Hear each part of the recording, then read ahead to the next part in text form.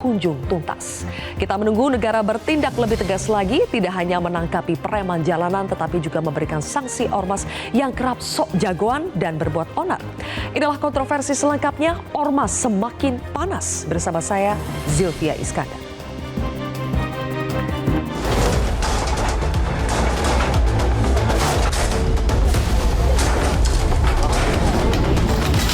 Bapak Presiden menyampaikan masalah ormas yang tertib, ya, yang kemudian tidak mengganggu, apalagi memalak dan sebagainya. Presiden sudah menekankan seperti itu.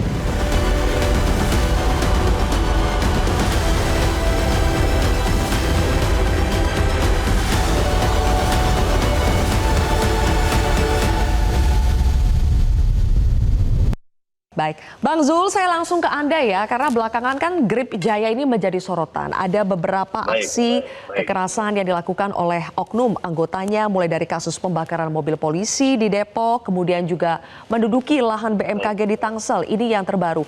Apakah Grip Jaya menyadari dan mengakui tindakan kekerasan yang telah dilakukan oleh oknum anggotanya?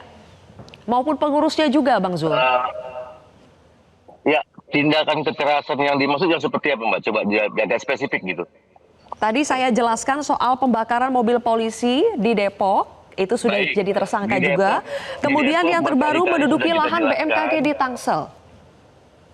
Baik, untuk di Depok sudah berkali-kali kami menjelaskan.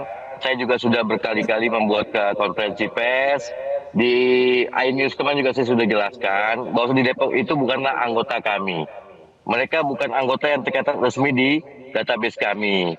Mereka adalah orang-orang yang sedang berupaya untuk masuk di Grip. Mereka itu sudah punya masalah dulu di Depok, sudah bermasalah dulu dengan pihak kepolisian, lalu mereka berupaya untuk masuk ke dalam Grip. Jadi dan mereka itu belum masuk di Grip, tidak punya KTA, tidak punya surat apapun yang kami berikan dari mereka. Nah, itu yang untuk di Depok. Kalau yang untuk di Tangsel, di BMKG, itu adalah permasalahan hukum. Permasalahan hukum yang ditangani oleh lawyer-lawyer kami. Lawyer-lawyer kami itu menerima kuasa dari ahli waris.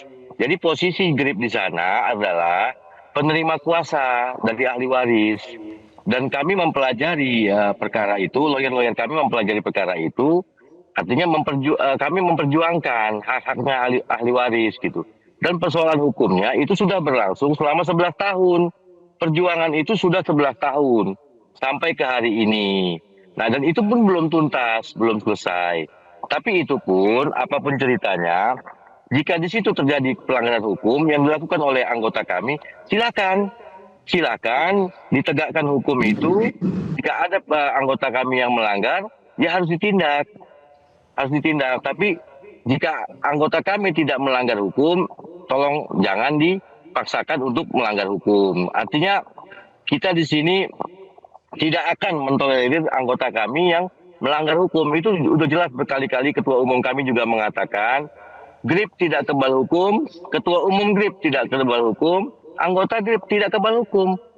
Jadi diwajibkan bagi anggota Grip itu untuk mentaati hukum dan tidak pernah ada arahan khusus atau ada instruksi khusus dari pimpinan-pimpinan untuk anggota melakukan tindakan-tindakan yang melawan hukum. Kalau begitu, seperti aksi premanisme. Ya, Bang Zul. Baik. Kalau begitu, Bang Zul, Baik. kenapa saya katakan ini anggota Grip Jaya itu kan semuanya berdasarkan keterangan dari kepolisian, apa yang disampaikan oleh kepolisian. Kalau misalnya tadi Anda membantah soal pembakaran mobil di Depok itu bukan dilakukan oleh anggota Grip, apakah dengan demikian akan ada upaya untuk membantah kepolisian untuk melawan atau memberikan bantuan hukum kepada mereka yang sudah ditersangkakan dan disebut sebagai anggota Grip Jaya? Baik, kalau untuk di Depok itu rilis dari polisi yang kami tahu, yang kami terima itu warga. Itu warga, karena kenapa? Itu penangkapan terjadi pukul 1 malam. Jam 1 malam itu, dan yang ditangkap itu di dalam rumah. Tidak ada di situ yang memakai baju ormas. Nggak ada yang memakai baju seragam. Lalu penangkapan terjadi di perkampungan itu, yang ditangkap membuat kegaduhan, sehingga warga keluar melakukan perlawanan segala macamnya, kami nggak tahu lah itu ya.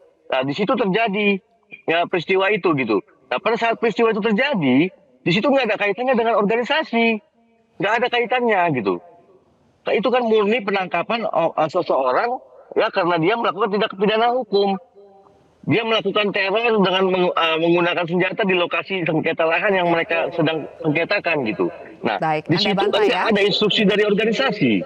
Ya. Terpulang dia anggota misalkan dia anggota organisasi atau dia anggota PNS, anggota polisi, anggota TNI, anggota apapun lah itu kan tidak ada kaitannya gitu. Tindakan dia itu nggak ada kaitannya dengan kelembagaan. Pada saat dia ditangkap juga nggak ada kaitannya dengan kelembagaan. Pada saat mereka melakukan perbuatan melanggar hukum dengan melakukan pembakaran kepada mobil polisi yang sedang bertugas, nggak ada kaitannya dengan organisasi gitu. Di sini yang perlu kita klarifikasi dulu gitu, kita luruskan gitu. Kenapa? Kenapa hari ini ada seperti pemaksaan framing itu seolah-olah ormas. Ada apa ini? Ini yang perlu kita bahas malam ini. Semoga Bang malam Zul. ini bisa menjadi sesuatu yang baik Ya. buat pencerahan kepada masyarakat. Jangan sampai Kami lagi terima ada, penjelasan Anda, Bang Zul. ya,